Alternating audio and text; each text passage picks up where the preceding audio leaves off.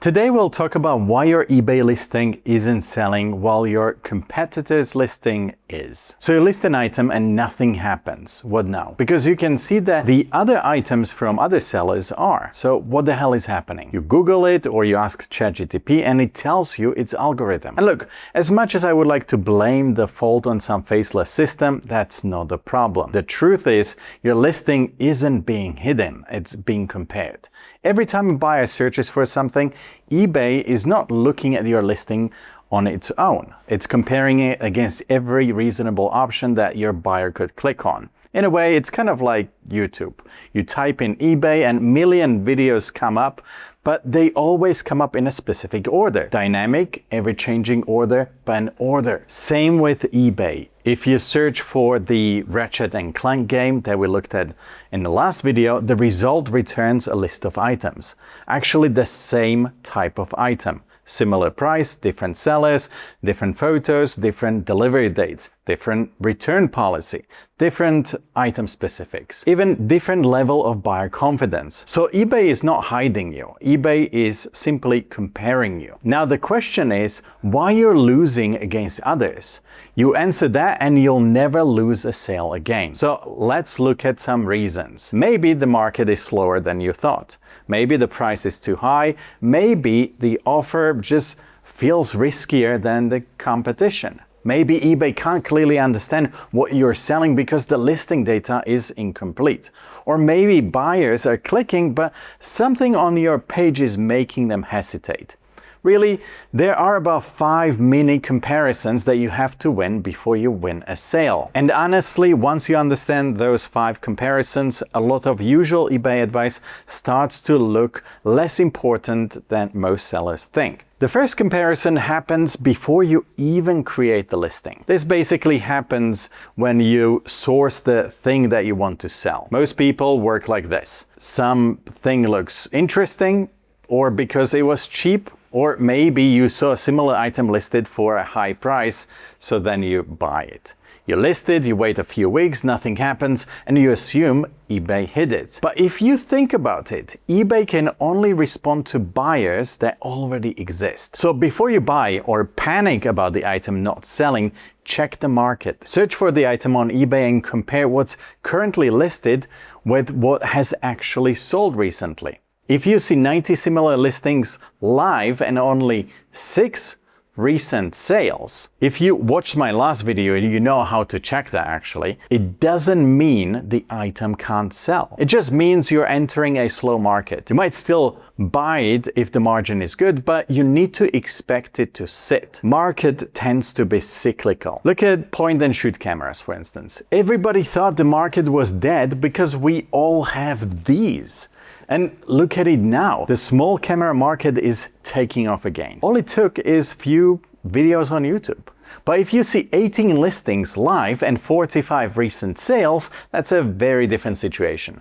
Buyers are already moving through that category and your job is to become one of the listings they choose. Demand doesn't tell you whether an item is good or bad, but it tells you what kind of a game you're actually playing. Are you selling into movement or are you waiting for movement to appear? Comment below with your strategy. I'm actually curious what you play. The second comparison you have to deal with is the offer itself. From experience, I can confidently say that if you oversimplify things, you're not alone. Most people selling on eBay are only comparing price and forget that buyers are comparing the whole buying decision. I mean, think about the last time you bought something on eBay. You probably compared the item price and then postage, delivery date, returns, condition. Maybe you even looked at the seller's history, photos, whether they look stock or real, and also how risky the purchase feels. So yes, price matters. But the cheapest listing doesn't automatically feel like the best option. Just imagine 2 listings for the same jacket. One is a few dollars cheaper, but the photos are dark. The condition notes are vague, dispatched 3 days, and there are no returns.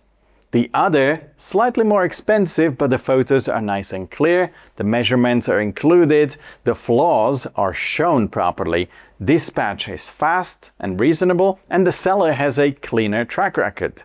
Now, which one you will buy? Nobody wants to flush money down the toilet. Virtually all buyers want to feel like they're getting a deal. It's eBay after all. A deal is not always limited to price. That's the real comparison. So when something isn't selling, don't just ask whether your price is low enough. Price is rarely the answer. Instead, think how competitive you are. Now, the third comparison you have to win is trust. eBay doesn't just want a sale. It wants a sale that doesn't turn into a problem. They want buyers that come back to eBay over and over and even give it a preference over million Shopify stores or brick-and-mortar stores. That means your seller performance matters. Not in a dramatic panic over one negative feedback kind of a way, but more in the boring operational way that actually affects the business. All that detail matters. Trust me when I tell you, eBay cares more about the buyer and their experience than about you, the seller. And look, I get it, this is also where sellers sometimes get distracted by feedback. One negative review feels awful because it's visible and personal, but one bad review is not the same as a bad operating pattern. If you sell enough, eventually somebody's bound to be unhappy. World is full of Karens. That's just the reality of this business. What matters way more though is whether your account shows a pattern of reliable fulfillment. Do you ship when you say you will? Do buyers get what they expect? Do problems get handled before they escalate to eBay? Does your account look like one eBay can confidently put on a front page or in front of buyers? You win this comparison and your business will scale. The fourth comparison is all about your listing data. You'd be surprised how many sellers know this, that it really matters, but still don't treat it seriously enough because, well, it's tedious. I hate admin too. It's boring. Unfortunately, your title matters. Words like brand, model, size, color, compatibility, version, condition. If those words are missing, eBay has a harder time connecting your item to the right search. But titles are only one part of it. Item specifics, category, condition, model numbers, product identifiers, size fields, colors, material, fit, compatibility, all of that structured data helps eBay understand what your item actually is. And you can see how much eBay actually cares. I mean, look at how long this list is. It's crazy. But this is the filter that buyers use. Whenever Johnny clicks on filter and selects things like size, color, brand, or condition, and your listing doesn't have those fields completed properly, you may be left out of that filtered view completely. So yeah, it's admin, but at the same time, it's the language eBay uses to sort, match, and understand your inventory. The problem is that fixing it manually is boring. Going through hundreds of listings, checking missing specifics, cleaning inconsistent fields, applying better templates. Damn, nobody wants to spend their entire weekend doing that. This is where we can actually free some of your time and make your life easier. Sure, Wunderlister doesn't magically create demand. It doesn't fix bad pricing or turn weak inventory into fast-moving one. But if your bottleneck is messy listing data, missing item specifics or inconsistent fields or bulk listings that need cleaning up, that's exactly the layer that Wunderlister is built to help with. This is where we can literally help you fix the part eBay needs to understand without opening every listing one by one. Now, the last comparison is buyer's doubt. This is what happens after your listing gets seen. Getting shown is only part of the job. The buyer still has to click, trust, and then buy. So how do you achieve that? Well, a good listing doesn't just describe the item, it removes doubt. Part of it comes from previous comparison. The rest is about your listing's first impression. So title, main photo, price, delivery promise, how the item looks next to your competition. If your listing gets click but no sales, the problem is literally confidence. Things like unclear condition, weak photos, missing measurements, confusing postage, no flaws in photos, vague description, or a price that no longer feels justified once they open the page. If you sell used items, you know that this really matters because buyers are trying to work out what's wrong with it right out of the gate.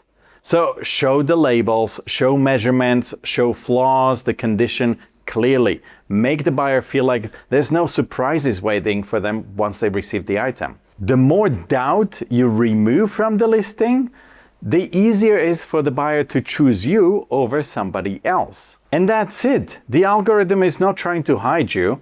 You just need to treat your business with the seriousness it deserves. That's the game. Your listing does not need to be perfect. It needs to give eBay and the buyer enough reasons to choose it over the next one.